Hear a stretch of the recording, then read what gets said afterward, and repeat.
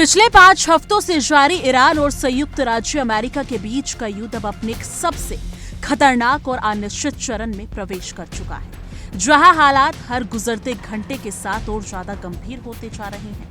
पिछले 24 घंटों में जो घटनाएं सामने आई हैं, उन्होंने संघर्ष की दिशा ही बदल दी है। ईरान ने दावा किया है कि उसने 2 अमेरिकी लड़ाकू विमानों को मार गिराया है, जिसमें एक F-15E स्ट्राइक ईगल शामिल है, जो ईरान के अंदर सैन्य अभियान के दौरान क्रैश हो गया। इस विमान में सवार 2 क्रू मेंबर्स में से एक को तो बचा लिया गया, लेकिन दूसरा भी लापता है और माना जा रहा है कि वो ईरान के किसी इलाके में छुपा हुआ हो सकता है।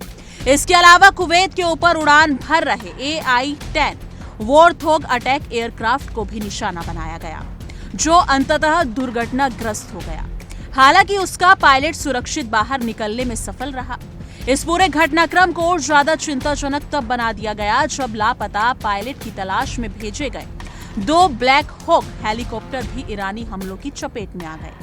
यह हेलीकॉप्टर किसी तरह सुरक्षित लौट तो आए, लेकिन इस घटना ने साफ कर दिया कि अब युद्ध का मैदान पहले से कहीं ज्यादा खतरनाक हो चुका है। ईरानी मीडिया ने कुवैत स्थित कैंप बुहुरिंग पर हमले की तस्वीरें जारी कर दावा किया है कि वहां तैनात अमेरिकी सेना का एक बोइंग CH-47 चिनूक हेलीकॉप्टर भी बुरी तरह क्षतिग्रस्त हुआ है। ये पहली बार है जब इस युद्ध की शुरुआत यानी कि 28 फरवरी के बाद अमेरिकी वायु सेना को इतना बड़ा नुकसान झेलना पड़ा है। इससे अमेरिका के उस दावे पर भी सवाल खड़े हो गए हैं, जिसमें कहा गया था कि उसने ईरान के हवाई क्षेत्र पर पूरी तरह नियंत्रण हासिल कर लिया है। सैन्य विशेषज्ञों का मानना है कि भले ही किसी देश की एयर डिफेंस सिस्टम कमजोर क्यों ना हो, लेकिन मोबाइल मिसाइल सिस्टम और ग्राउंड फायर जैसी रणनीतियां अब भी बड़े खतरे पैदा कर सकती हैं। इसी बीच डोनाल्ड ट्रंप ने इन घटनाओं को ज्यादा तवज्जो न देते हुए कहा कि ये जंग है और ऐसा होता रहता है,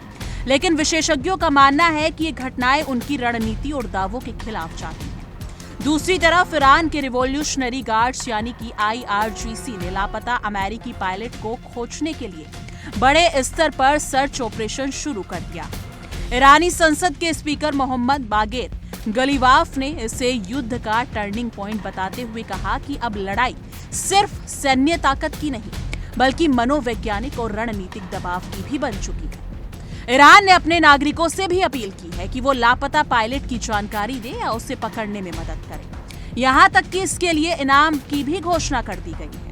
इस बीच युद्ध का असर अब पूरे मध्य पूर्व में दिखाई देने लगा है। कुवैत के ऊर्जा ठिकानों पर हमले, तेल की कीमतों में तेजी और क्षेत्रीय तनाव ने वैश्विक अर्थव्यवस्था को भी चिंता में डाल दिया है। पाकिस्तान की मध्यस्थता में चल रही युद्ध विराम की कोशिशों को भी बड़ा झटका लगा है, क्योंकि ईरान ने बातचीत फिर से शुरू करने से इनकार कर दिया है। यानी कि कुल मिलाकर ये संघर्ष अब केवल 2 देशों के बीच की लड़ाई नहीं रह गया है, बल्कि ये एक ऐसा संकट बनता जा रहा है जो पूरे विश्व की स्थिरता को प्रभावित कर सकता है और आने वाले दिनों में इसके और ज्यादा खतरनाक रूप लेने की आशंका लगातार बनी हुई है। लेकिन इस मुद्दे पर आपकी क्या कुछ राय है? कमेंट सेक्शन में अपनी राय जरूर साझा कीजिएगा।